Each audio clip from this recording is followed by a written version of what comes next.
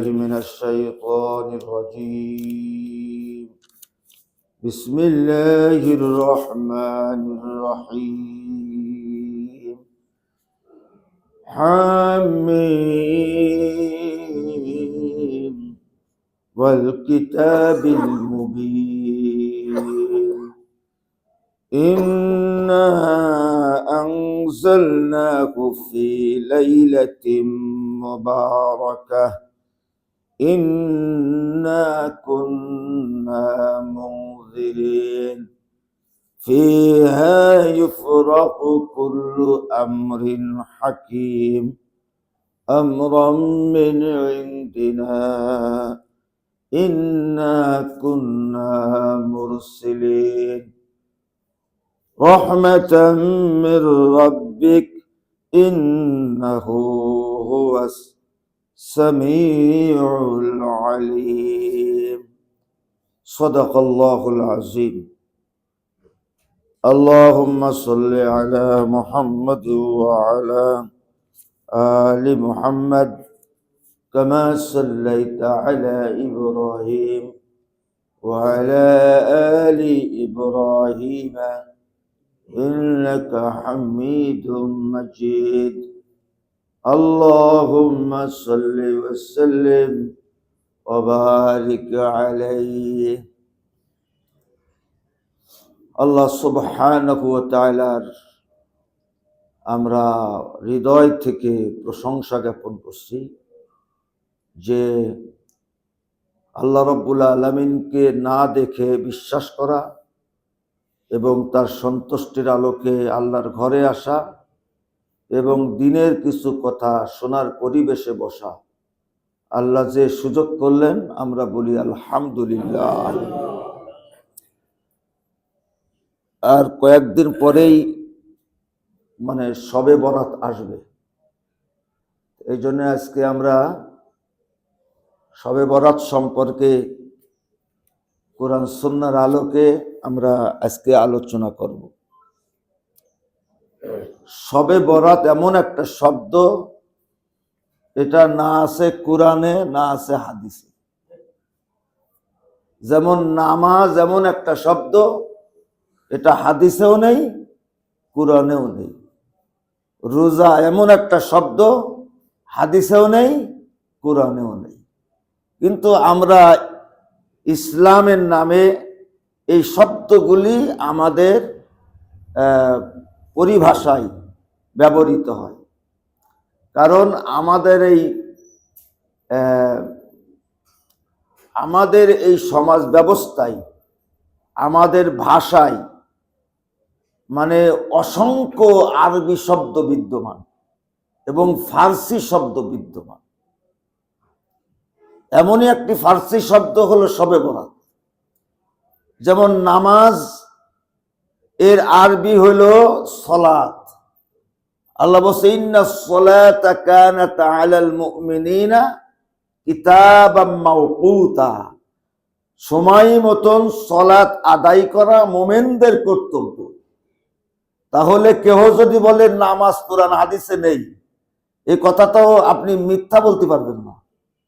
নামাজ শব্দ নেই তো, আছে কি সলাত।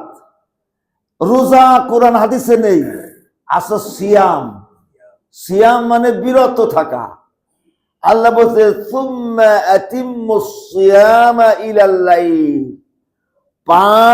পানাহার থেকে রাত্র পর্যন্ত তোমরা বিরত থাকো। তাহলে কোরআন হাদিসে কি আছে? সিয়াম আছে। অনেক শব্দ আছে। পেশকার, এটাও ফার্সি শব্দ। আমাদের বাংলা ভাষায় অনেক শব্দ আছে যেগুলি আসলে বাংলা না, কিন্তু এখন বাংলা ভাষার অন্তর্ভুক্ত হয়ে গেছে। যেমন হচ্ছে আমরা যে বলি পিশাব করি, প্রস্রাব বললি তো হবে না, আসল শব্দ হলো পেশআব। জোরে বলুন, কি বললাম? এখন পেশ মানে সামনে, আব মানে পানি, সামনের পানি। আমরা বলে দিলাম প্রস্রাব। আসলে পেশাব মানে হলো সামনের পানি। আবার পায়খানা, এটাও ফার্সি শব্দ। পা মানে পিছনে, আর খানা মানে ঘর, পিছনের ঘর, এর নাম কি? পায়খানা। তা এগুলো হলো আমাদের বাংলা ভাষায়, এরকম অনেক শব্দ আছে বাংলা ভাষায়। যেমন সালিশ, এটা আবার আরবি শব্দ, আসলে হবে সালেস, মানে তৃতীয় পক্ষ। প্রথম পক্ষ, দ্বিতীয় পক্ষ, মানে বাদী বেবাদী, আর মীমাংসা যিনি করেন তিনি হচ্ছেন সালেস। আমরা কি বানালাম? সালিশ বানালাম। আসলে আমরা সালিশ করে দিই, আসলে মানে হলো তৃতীয় পক্ষ এসে এই বাদী বেবাদীর মীমাংসা করে দিল। এই আদালত, এটাও আরবি শব্দ। উকিল, এটাও আরবি শব্দ। শবে বরাত, এটা হলো ফার্সি শব্দ। সব মানে রাত্র, আর বরাত মানে ভাগ্য। তার মানে আমরা এই রাত্রকে কি রাত বলি? ভাগ্যের রজনী। কিন্তু এই রাত্রের অস্তিত্ব কোরআন হাদিসে আছে, কিন্তু অন্য শব্দে। জোরে বলুন, অন্য শব্দে। যেমন এই আয়াতের ব্যাখ্যায় তাবেঈ ইকরামা রহমাতুল্লাহ আলাইহি এই আয়াতের ব্যাখ্যায় বলেছেন যে শবে বরাত এখানে আছে। যেমন আল্লাহ রাব্বুল আলামিন সূরা দুখানের মধ্যে বলছে, হামিম ওয়াল কিতাবিল মুবিন, স্পষ্ট কিতাবের কসম, ইন্না আনজালনাহু ফি লাইলাতিন মুবারাকাহ। লাইলাতুন মুবারাকা, জোরে বল, লাইলাতুন মুবারাকা। একটা হচ্ছে লাইলাতুল কদর, আর একটি হচ্ছে লাইলাতুল মেরাজ। আর কোরআনের ভাষায় লাইলাতুল ইসরা, আর হাদিসের ভাষায় হচ্ছে লাইলাতুল মেরাজ। আর এটা হচ্ছে লাইলাতুল মুবারাকা, বরকতপূর্ণ রজনী। আল্লাহ বলছেন, ফিহা ইউফরাকু কুল্লু আমরিন হাকীম। ফিহা, এই রাত্রে প্রত্যেক প্রজ্ঞা এবং গুরুত্বপূর্ণ বিষয় স্থির করা হয়। ফিহা ইউফরাকু কুল্লু আমরিন হাকীম, আমরাম মিন ইনদিনা, এটি হচ্ছে আমার পক্ষ থেকে আদেশ। আল্লাহ বলছে আমার পক্ষ থেকে আদেশ, অনেক প্রজ্ঞাপূর্ণ বিষয় এই রাত্রে স্থির করা হয়। ইন্না কুন্না মুরসিলিন, আর আমি এই রাত্রে প্রেরণ করি। এখন রসুল মানে প্রেরণ করা, মুরসালিন মানে কি? আল্লাহ বলছে আমি প্রেরণকারী, তার মানে এখানে মুরসালিন হচ্ছে আল্লাহ। আল্লাহ বলছে আমি প্রেরণকারী, এখানে রসুল না, মানে আল্লাহ কিছু পাঠান। এই রাত্রে আল্লাহ কি করেন? কিছু পাঠান, এই অর্থে এখানে মুরসালিন। আল্লাহ বলছে রহমাতাম মির রাব্বিক, এটি হচ্ছে তোমার রবের পক্ষ থেকে রহমত স্বরূপ। ইন্নাহু হুয়াস সামিউল আলিম, নিশ্চয়ই আল্লাহ সর্বশ্রোতা এবং সর্বজ্ঞ। এখন এই আয়াতের মধ্যে যে লাইলাতুল মুবারাকা, এই আয়াতের ব্যাখ্যায় আপনার বিখ্যাত তাফসির বিশরদ যে তাবেঈ হযরতে ইকরাম রহমাতুল্লাহ আলাইহি বলেছেন, এই আয়াতের মাধ্যমে আপনার শাবান মাসের মধ্যম রজনী বোঝানো হয়েছে। শাবান মাসের মধ্যম রজনী। আর কোরআন হাদিসের মধ্যে এই রাত্রকে বলা হয়েছে লাইলাতুন নিসফি মিন শাবান, শাবান মাসের মধ্যম রজনী। তাহলে হাদিসে আছে লাইলাতুন নিসফি মিন শাবান, আর ইকরামা রহমাতুল্লাহ আলাইহির ব্যাখ্যা অনুযায়ী কোরআনের মধ্যে হচ্ছে লাইলাতুল মুবারাকা, আবার অনেকে এটা বলার চেষ্টা করেছে এটাও হলো লাইলাতুল কদর। তা আমরা ওদিকে গেলাম না, আমরা লাইলাতুল মুবারাকা, যেহেতু এর নামই আলাদা। আর সূরা কদরের উপরে আল্লাহ আলাদা একটা সূরা নাযিল করেছে। হ্যাঁ, তাহলে লাইলাতুল মুবারাকা মানে লাইলাতুন নিসফি মিন শাবান, শাবান মাসের মধ্যম রজনী। এখন শাবান মাস সম্পর্কে, মধ্যম রজনী সম্পর্কে আমরা কোরআনের মধ্যে, হাদিসের মধ্যে অনেকগুলো হাদিস পাই এবং এগুলি হচ্ছে আমলি হাদিস। এখন শবে বরাত নিয়ে ইখতিলাফ আছে। মধ্যপ্রাচ্যে শবে বরাত বোঝে না, কিন্তু ওরা বোঝে লাইলাতুন নিসফি মিন শাবান, বোঝে লাইলাতুন নিসফি মিন শাবান। অনেকগুলি হাদিসের মাধ্যমে বোঝা যায় যে এই রাত্রের একটা অস্তিত্ব আছে। একেবারে না থাকলে এতগুলি হাদিসের মধ্যে, ইবনে মাজার মধ্যে এসেছে এই রাত্র সম্পর্কে, নাসাই শরীফের মধ্যে এসেছে এই রাত্র সম্পর্কে। আমরা এই রাত্র সম্পর্কে কয়েকটা হাদিস শুনি। কেন এই রাত্রকে ভাগ্যের রাত বলা হয়? ওই যে আয়াতের মধ্যে বলছে অনেক গুরুত্বপূর্ণ বিষয় কি করা হয়, স্থির করা হয়, নির্ধারণ করা হয়। এটা রবের পক্ষ থেকে রহমত স্বরূপ, সুবহানাল্লাহ। তাহলে এটা গুরুত্বপূর্ণ কথা যে এই রাত্রে অনেক গুরুত্বপূর্ণ বিষয় স্থির করা হয়। এখন আমরা হাদিসের মধ্যে লাইলাতুন নিসফি মিন শাবান সম্পর্কে কি পাই?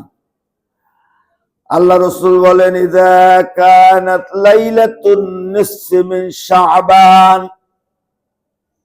ফাআন ইয়াকতুবা কুল্লু মাউলুদিন মিন বানি আদম ফি হাযিহিস সানাহ, আন ইয়াকতুবা কুল্লু হালিকিন মিন বানি আদম ফি হাযিহিস সানাহ ওয়া ফিহা তুরফাউ আমালুহুম অফিহা তুনজালু আরযাকুহুম। আল্লাহ রাসূল বলেন যে লাইলাতুন শাবান মাসের মধ্যম রজনী এটা এমনই একটি রজনী, আইয়াকতুবা লিপিবদ্ধ করা হয়, কুল্লা মাউলুদিন আদম, বনি আদম সন্তানদের আগামী এক বৎসরে, ফি হাযিহিস সানা, সানা মানে বৎসর, আগামী এক বৎসরে আদম সন্তানদের মধ্যে কারা জন্ম গ্রহণ করবে এই রাত্রে স্থির করা হয়। আই ইয়াকতুবা কুল্লু হালিকিন মিন বানি আদম ফি হাযিহিস সানা, আগামী এক বৎসর কারা মারা যাবে তাও এই রাত্রে কি করা হয়, লিপিবদ্ধ করা হয়। আল্লাহ রাসূল বলেন, ফাকুমু লাইলাহা ওয়াসুমু ইয়াওমাহা, তোমরা এই রাত্রে দণ্ডায়মান থাকো, মানে এই রাত্রে ইবাদত করো। ওয়াসুমু ইয়াওমাহা, আর নিসফি মিন শাবানের দিনের বেলায় তোমরা কি রাখো, তোমরা রোজা রাখো, সিয়াম রাখো। তাহলে আমরা এই হাদিসের মাধ্যমে কয়টা জিনিস পেলাম? যে আগামী এক বৎসরে কারা মারা যাবে তাদের নাম তালিকা করা হয়, কারা জন্ম নেবে তাদের নাম কি করা হয়। এটা একটা গুরুত্বপূর্ণ বিষয় না? এটা একটা গুরুত্বপূর্ণ বিষয়। হয়তোবা সামনের বৎসরে আমরা বাজেট হয়ে যেতে পারি, কথা বোঝেন না? আমরা কি হয়ে যেতে পারি, বাজেট হয়ে যেতে পারি। অফিয়া তুরফাউ আমালুহুম, আর এই রাত্রে আল্লাহর দরবারে আমল উঠিয়ে নেওয়া হয়। অফিয়া তুনজালু আরযাকুহুম, এই রাত্রে আল্লাহ রাব্বুল আলামিন বান্দার জন্য না, সৃষ্টি জগতে যত প্রাণী আছে তাদের জন্য কতটুকু রেজেক দরকার তা নাজেল করেন। তাহলে এই যে রেজেক, জোরে বলেন কি, এ মানে হলো শবে বরাত। এই যে রেজেক আমরা এই হাদিসের মধ্যে আমরা নাসাই শরীফের একটা হাদিস শুনি, ওয়াহুয়া শাহরুন, এটি হচ্ছে এমন একটা মাস, তুরফাউ ফিহিল আমাল, এই রাত্রে বান্দার আমল ইলা রাব্বিল আলামিন, আল্লাহর দরবারে উঠিয়ে নেওয়া হয়। বিগত 1 বছরে আমরা যা করেছি এই রাত্রে কি হয়ে যায়? জমা হয়ে যায়। জোরে বলুন, কি হয়? জমা হয়ে যায়।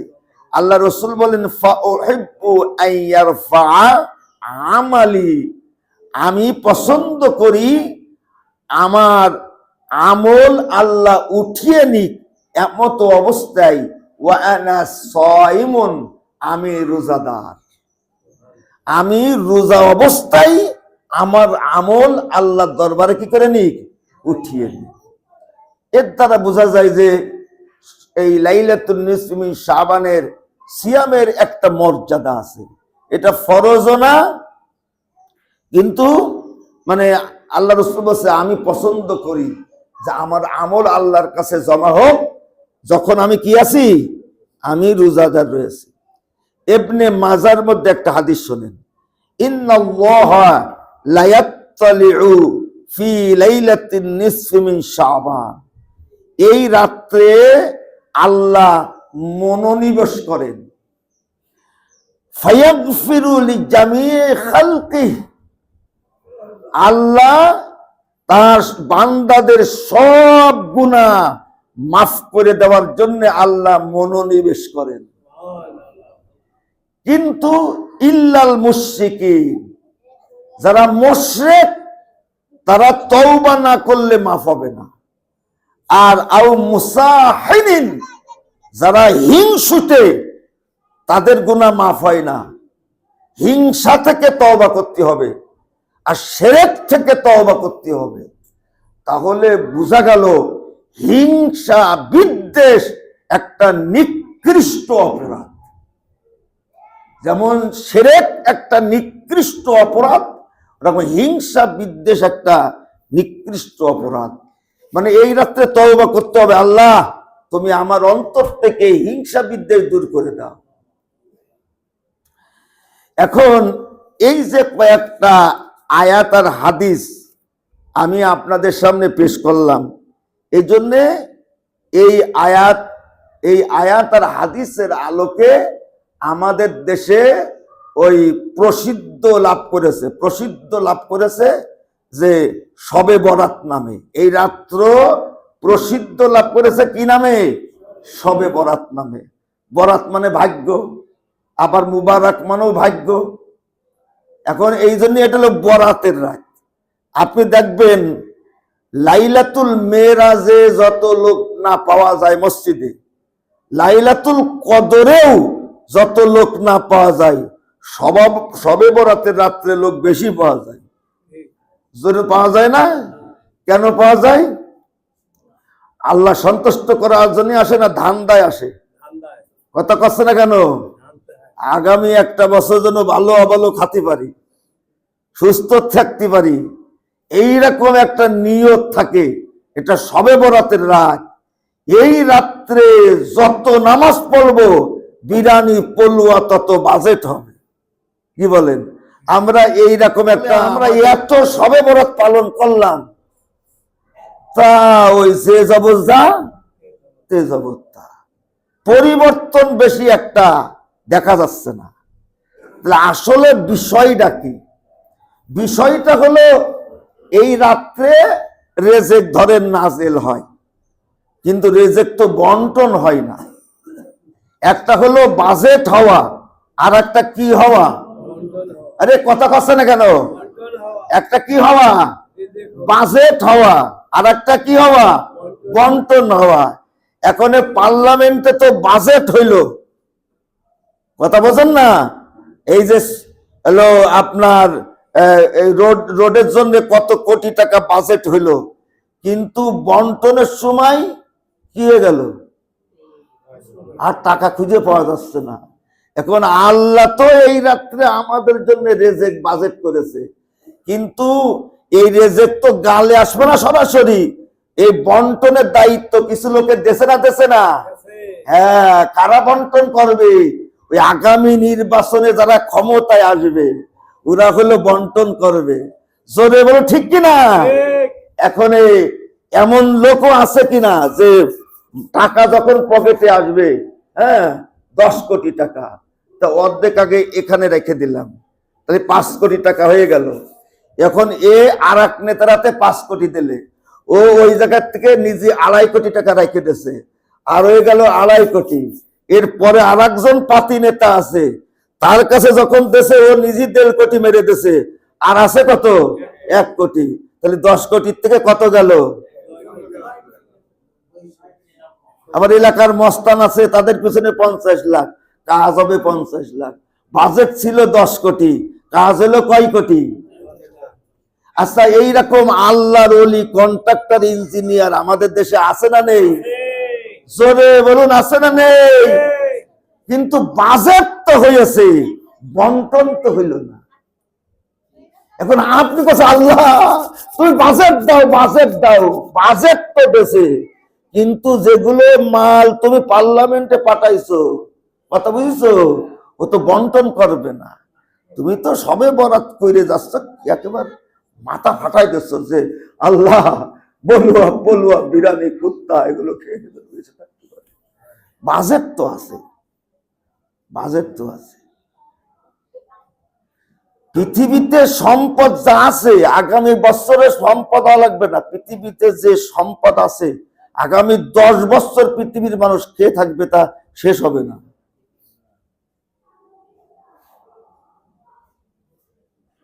বাজেট হলো, কিন্তু বন্টন কারা করতেছে ওই ব্যাপারে কোনো নজর দিলাম না।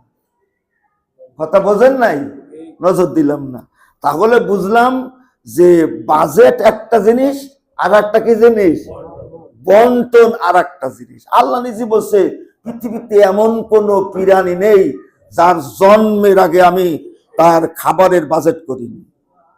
ওমা মিন দাব্বাতিন ফিল আরদ ইল্লা আলাল্লাহি রিজকুহা। পৃথিবীতে এমন কোন প্রাণী নেই তার জন্মের আগে আমি তার খাবারের বাজেট করেছি। কিন্তু সমস্যা হলো বন্টনের। আওয়াজ করে বলুন, সমস্যা কিসের? বন্টনের। এবার বুঝেছেন ভোটের কত দাম? কথা করছে না।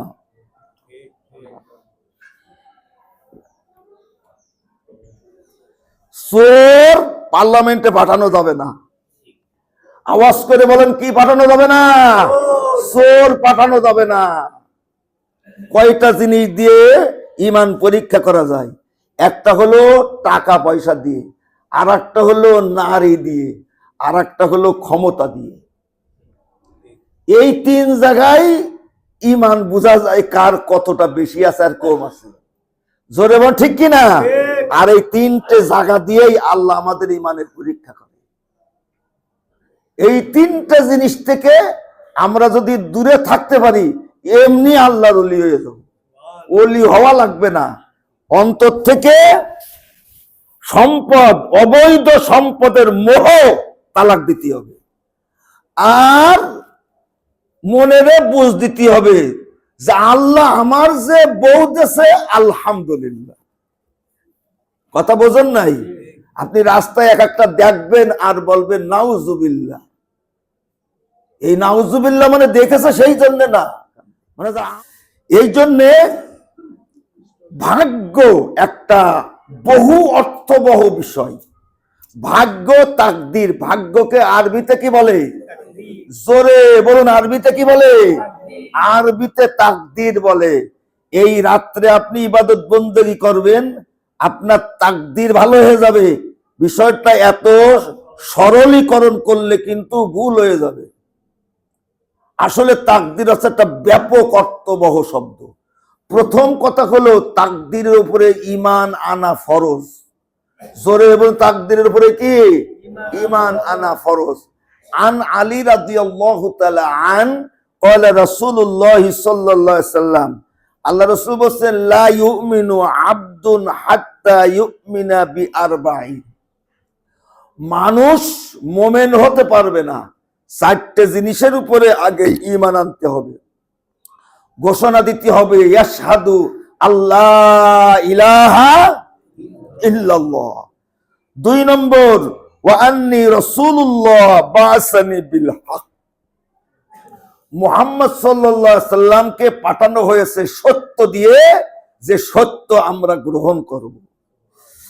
ওয়া ইউমিনু বিল মাউত ওয়াল বাস, বিশ্বাস করতে হবে আমার মৃত্যু অবশ্যম্ভাবী এবং এরপরে আমার একটা জীবন আছে, সেটাই হলো স্থায়ী জীবন। এটা বিশ্বাস করতে হবে। তারপরে রাসূল বলছে ওয়ায়ুমিনু বিল কাদরি, আর ভাগ্যের উপরে ঈমান আনতে হবে। সুবহানাল্লাহ বলেন। জোরে ভাগ্যের উপরে কি করতে হবে? ভাগ্য। এখন সবে বরাত মানে ভাগ্যের রজনী। এখন ভাগ্যকে আরবিতে কি বলা হয়?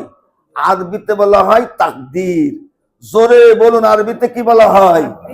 আরবিতে তাকদীর বলা হয়।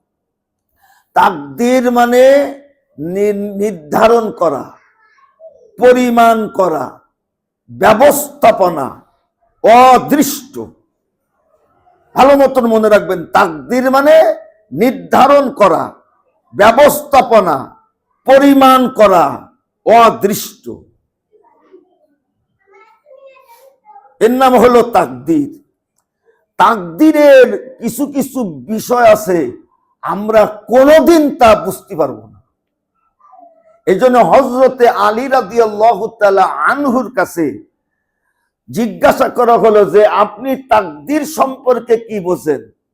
হযরত আলী রাদিয়াল্লাহু তাআলা আনহু বললেন, তরিকুন মুসলিমুন ফালা তাসলুকহু, এটা হলো অন্ধকার, অন্ধকার রাস্তা, এই রাস্তায় চলার চেষ্টা করো না। আবার প্রশ্ন করা হলো যে তাকদীর সম্পর্কে আপনি কি বোঝেন? তখন বললেন বাহারুন আমিকুন ফালা তালজিউহু, এটা হচ্ছে গভীর সমুদ্র, এতে প্রবেশ করো না। আবার প্রশ্ন করা হলো যে তাকদীর সম্পর্কে আপনি কি বোঝেন? তখন বলতেছেন সিররুল্লাহি কদ খুফিয়া আলাইকা ফালা তাফতিশহু, আল্লাহ রাসূল মানে হযরত আলী বলতেছেন এটি হচ্ছে আল্লাহর রহস্য, যা আলোচনা করা যাবে না। বেশি আলোচনা করতে গিয়ে যদি সাগরের তলে এমন জায়গায় চলে যাব আর অক্সিজেন পাচ্ছি না, তখন অবস্থা কি হবে? এমন অন্ধকার রাস্তায় পড়ে গেলাম যে সেখান থেকে আর বের হওয়ার কোনো কায়দা নেই। এই জন্য তাকদীর একটা গুরুত্বপূর্ণ বিষয়। আমরা কোরআনের মধ্যে তাকদীর সম্পর্কে 2 ধরনের আয়াত পাই। জোরে বলুন, কয় ধরনের আয়াত পাই? মানে ভাগ্য সম্পর্কে কোরআনের মধ্যে কয় ধরনের আয়াত আছে? 2 ধরনের আয়াত আছে। এই 2 ধরনের আয়াতের কারণে যে তাকদীর 2 প্রকার বলা হয়েছে। একটি হচ্ছে তাকদীরে মুবরাম, আর একটা হলো তাকদীরে মুআল্লাক। তাকদীরে মুবরাম মানে হলো অপরিবর্তনশীল তাকদীর। তাকদীরে মুআল্লাক মানে পরিবর্তনশীল তাকদীর। একটা হলো পরিবর্তনশীল, আর একটা কি অপরিবর্তনশীল। আর আমি মুবরাম আর মুআল্লাক এটা সহজে বোঝার জন্য আমি বলি তাকদীর হলো 2 প্রকার। একটি হলো জন্মগত, আর একটি হলো কর্মগত। সুবহানাল্লাহ বলেন। তাকদীর কয় প্রকার? একটা হলো জন্মগত, আর একটি হচ্ছে কর্মগত। জান্নাতে যাবে জাহান্নামে যাবে, এটা জন্মগত না কর্মগত? এটা কর্মগত তাকদীর। এই জন্য কোরআনের মধ্যে 2 প্রকার আয়াত পাওয়া যায়। আগে কয়েকটা আয়াত শুনি, তাহলে মজা লাগবে। হ্যাঁ, আমি অল্প সময়ের মধ্যেই শেষ করে দেবো ইনশাআল্লাহ। আল্লাহ রাব্বুল আলামিন তাকদীরের ব্যাপারে আল্লাহ কোরআনের মধ্যে কি কি বলতেছেন?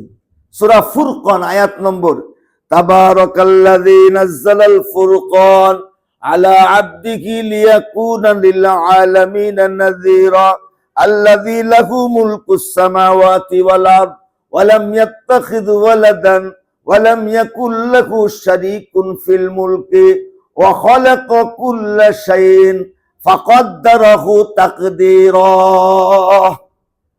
আল্লাহ বলতেছেন যে আসমান জমিনের মালিক কে? আল্লাহ বলছে এটা হলো আমার রাজত্ব।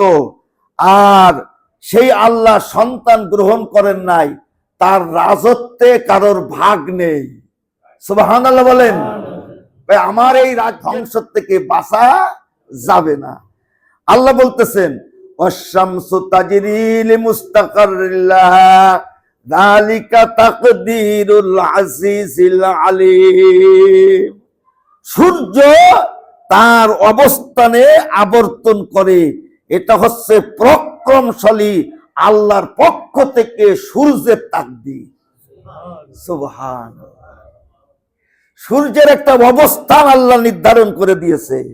এই নির্ধারিত এই কক্ষপথের বাইরে সূর্য চলতে পারবে না। এটা সূর্যের কি? এটা হলো সূর্যের তাকদীর। এরপরে আল্লাহ রাব্বুল আলামিন আরো বলতেছেন হুয়াল্লাযী জাআলাশ শামসা দিয়া ওয়াল কামারা নূর ওয়া কাদ্দারাহু মানাসিলা। আমি সূর্য চন্দ্রের কক্ষপথ নির্ধারণ করে দিয়েছি। মানজিল মানে একটা কক্ষপথ, মানাজিল মানে অনেকগুলি কক্ষপথ। এই জন্য তো অনেক সময় রাত বড় হয়, অনেক সময় দিন বড় হয়, অনেক সময় চাঁদ ছোট হয়ে যায়, অনেক সময় চাঁদ বড় হয়ে যায়, প্রতিদিন কক্ষপথ আলাদা আলাদা হওয়ার কারণে। সুবহানাল্লাহ। তা আল্লাহ বলছে এটা হলো আমি তাকদীর করে দিলাম, এই জন্য সময়ের ধারণ করে দিলাম। তাহলে আমাদের জীবনে মৃত্যু ঘটবে, এটা হলো আমাদের জীবনে তাকদীর। জোরে বলুন ঠিক কিনা? এবার আসেন অল্প অল্প কিছু কথার মধ্যে। তাকদীর কয় প্রকার বললাম? জোরে বলুন কয় প্রকার? একটা হলো অপরিবর্তনশীল। আমি কোন মার পেটে জন্ম নেব, আমার ব্রেন, আমার বুদ্ধি, আমার বংশ, আমার লিঙ্গ, আমার দেশ, এগুলি হচ্ছে অপরিবর্তনশীল। এখানে আমাদের কিচ্ছু করার নেই। জোরে বলুন আছে? কথা কয় না আছে? এই পৃথিবীর অনেক মানুষ অনেক ধরনের নিয়ামত থেকে বঞ্চিত অবস্থায় জন্মগ্রহণ করে, আবার পৃথিবীর অনেক মানুষ অনেক ধরনের নিয়ামত প্রাপ্ত হয়ে জন্মগ্রহণ করে। সোনার চামচ নিয়ে জন্মগ্রহণ করে, বলে না? সোনার চামচ নিয়ে জন্মগ্রহণ করে। কিন্তু ওই মেতরের ঘরে জন্ম নিয়া এর যে কি বেদনা কষ্ট, ওখানেও তো হতে পারত। এজন্য আল্লাহ বলতেছে ওয়ামা আসাবা মিন মুসিবাতিন ফিল আরদি ইল্লা ফি কিতাবিম মিন ক্বাবলি আন নাবরাআহা ইন্না যালিকা আলাল্লাহি ইয়াসির লিকাইলা তা'সাউ আলা মা ফাতাকুম ওয়া লা তাফরাহু বিমা আতাকুম আল্লাহু লা ইউহিব্বু কুল্লা মুখতালিন ফখুর। আল্লাহ বলছে তোমার জন্ম হয় এমত অবস্থায়, ওমা আসাবাকুম, অনেক মানুষ জন্মগ্রহণ করে অনেক সংকট বিপদ মুসিবত নিয়ে। এমন ঘরে জন্ম নেই, এমন রোগ নিয়ে জন্ম নেই, শুধু মুসিবত আর মুসিবত, শুধু কষ্ট আর কষ্ট, বুদ্ধি প্রতিবন্ধী, অঙ্গ প্রতিবন্ধী। জোরে বলুন আছে না? আছে না? হ্যাঁ। কারোর বুদ্ধি বেশি, ব্রেন কম, কারোর ব্রেন বেশি, বুদ্ধি কম, জন্মের লম্বা, জন্মের খাটো, এমন কালো খুঁজে পাওয়া যায় না। এই যে রঙের পরিবর্তন, এই যে গঠনের পরিবর্তন, এগুলি হলো তাকদীরে মুবরাম, অপরিবর্তনশীল তাকদীর। আল্লাহ এরপরে বলতেছেন যে লিকাইলা তা'সাউ আলা মা ফাতাকুম, তুমি জন্মগতভাবে যে সমস্ত নিয়ামত হারিয়েছো এর জন্য হতাশ হয়ো না। ওয়ালা তাফরাহু বিমা আতাকুম, জন্মগতভাবে তুমি যে সমস্ত নিয়ামত প্রাপ্ত হয়েছো এতে তুমি উৎফুল্ল হইও না, ইন্নাল্লাহা লা ইউহিব্বু কুল্লা মুখতালিন ফাখুর। দাম্ভিক অহংকারীদেরকে আল্লাহ পছন্দ করে না। তোমার চেহারা নিয়ে অহংকার করে না, তোমার মেধা নিয়ে অহংকার করে না। হাত্তাল আজিজা ওয়াল কাইসা, এই যে কবি নজরুল, তার কাব্য প্রতিভা, এটা উনার কোনো যোগ্যতা নেই। জোরে বলুন কার দান? জোরে বলুন কার দান? এটি হচ্ছে আল্লাহর দান। কাউকে আল্লাহ অঙ্কের প্রতিভা দেবে, সায়েন্সের প্রতিভা দেবে, ডাক্তার হওয়ার প্রতিভা দেবে, আবার চিকিৎসা বিজ্ঞানী হওয়ার প্রতিভা দেবে, আর কাউকে অ্যাবনর্মাল করে পাঠাবে। হ্যাঁ, কাউকে শিল্পপতির ঘরে জন্ম দেবে, বাপও রাষ্ট্রপতি আবার মাও রাষ্ট্রপতি, আর নিজে কিছু হতে পারবে না। এমনও আছে না নেই? জোরে বলুন, এমনও আছে না নাই? তাহলে এটা হলো অপরিবর্তনশীল তাকদীর। আর একটা হলো কর্মগত। জোরে বলুন কি বললাম? একটু আওয়াজ করে বলুন কি বললাম? কর্মগত তাকদীর। একটা হলো কর্মগত তাকদীর। আমরা যারা এখানে আছি, আমাদের প্রত্যেকের কম বেশি যোগ্যতা অভিজ্ঞতা আছে না নেই? আরে কথা কচ্ছে না কেন? কিছু লোক ম্যাট্রিক পাস করার তো যোগ্যতা আছে, তুমি ম্যাট্রিক পর্যন্ত পড়ো। কিছু লোক MA পাস করার তো যোগ্যতা আছে, তুমি ওই পর্যন্ত পড়ো। কিছু লোক সায়েন্স নিয়ে পড়ার যোগ্যতা নেই, আর্টস নিয়ে তো পড়ার যোগ্যতা আছে, তা চেষ্টা করো। তারপরে তোমার মেধা যোগ্যতা দিয়ে তুমি এইভাবে চেষ্টা করো, তারপরে তোমার যোগ্যতা অনুযায়ী তোমার আল্লাহ রাব্বুল আলামিন একটা ব্যবস্থা করে দেবেন। এটা হলো কিসের তাকদীর? কর্মগত তাকদীর। আপনি হাজার চেষ্টা করে পৃথিবীর কোন বিশ্ববিদ্যালয় পড়ে আপনি রবীন্দ্রনাথ ঠাকুরের মতন কবি হতে পারবেন না, কবি নজরুলের মতন হওয়া যায় না। এটা হলো হয়ে আসে। জোরে বলে ঠিক কিনা? আপনি যতই চেষ্টা করেন আল্লামা সাঈদীর মতন বক্তা হতে পারবেন না, এটা অটো বক্তা হয়ে আসে। এখানে তার কোনো যোগ্যতা নেই, তার কোনো প্রতিভা নেই। হ্যাঁ, এই জন্য আল্লাহ রাব্বুল আলামিন কাউকে যোগ্যতা বেশি দেন, যোগ্যতা কম দেন। কেন কম দেন, কেন বেশি দেন? পৃথিবীর ভারসাম্যতা ঠিক রাখার জন্য।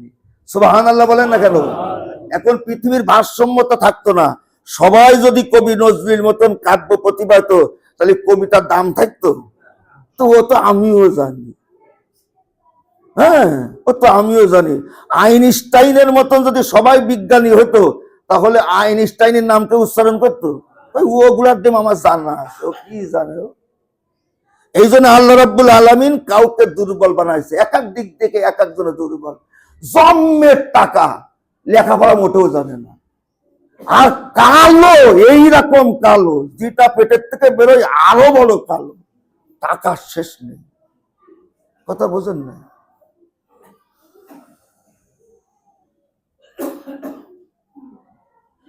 এখন আল্লাহ রাব্বুল আলামিন বলছে, তুমি জন্মগতভাবে যা নিয়ামত প্রাপ্ত হয়েছো, এজন্য তুমি কি হয় না, উৎফুল্ল হয়ে না। আবার তুমি বঞ্চিত, এটা কি হয় না, এটা তুমি হতাশ হয়েও না। হ্যাঁ, জন্মগতভাবে কুড়ে ঘরে জন্ম হয়েছে, কিন্তু এমন একটা বেরেন দেশে রাষ্ট্রপতি পর্যন্ত হয়ে গেছে, বিজ্ঞানী পর্যন্ত হয়ে গেছে। জোরে বলে ঠিক কিনা? এটা হলো একটা রহস্যময়। আজকে আমরা বাংলাদেশের জনগণ, আমরা আজাদি থাকবো না ভারতের গুলামি করব, এটা হলো কি ভাগ্য রে? কর্মগত ভাগ্য। জোরে বলো ঠিক কিনা? কি ভাগ্য এটা? এখন আমার পক্ষ থেকে আমি একটা দল করি, আমার দল আপনারা করতে রাজি আছেন? ভয় পাচ্ছে যে হুজুর কোন দিকে নিয়ে যাচ্ছে। ভাই, আপনি দাঁড়িপাল্লায় ভোট দেন, তাও আলহামদুলিল্লাহ। আর অমিত ভাইয়ের সাথে আমি হজে ছিলাম, অমিত ভাই ভোট দেন, তাও আলহামদুলিল্লাহ। কিন্তু যদি বাংলাদেশকে বাংলাদেশ রাখতে হয়, তাহলে হ্যাঁতে ভোট দিতে হবে। রাজি আছেন আপনারা? আমি কিন্তু এই পক্ষে, আমি হ্যাঁতে ভোট দেবে না, তার সাথে আমার জন্য পরকালেও দেখা না, পরকালেও আমি ওর সাথে সাক্ষাৎ করতে রাজি নেই। বাংলাদেশ আমাদের দেশ, আমি বাংলাদেশ। জোরে বলো ঠিক কিনা? জোরে বলেন, আমি বাংলাদেশ। এই বাংলাদেশ মানে আমি, আমার দেশ, আমরা এই দেশকে গড়বো। ভারতের দালালি চলবে না, ভারতের গুলামি চলবে না। অমিত ভাই পাস করলো আলহামদুলিল্লাহ, অমিত ভাইয়ের সাথে আমার সরাসরি সম্পর্ক, একসাথে উমরায় ছিলাম। আর ওই অমিত ভাই 5 ওয়াক্ত নামাজি, অমিত ভাই তাহাজ্জুদের নামাজও পড়ে। আপনি, সে কোনো নিশাখোর না এবং অত্যন্ত প্রজ্ঞাবান। সুতরাং কে সরকারে আসবে কি না আসবে এই ব্যাপারে আমার কোনো মতামত নেই, তবে হ্যাঁতে ভোট দিতে হবে। রাজি আছেন আপনারা? আল্লাহ আমাদের বুঝার তৌফিক দান করুন।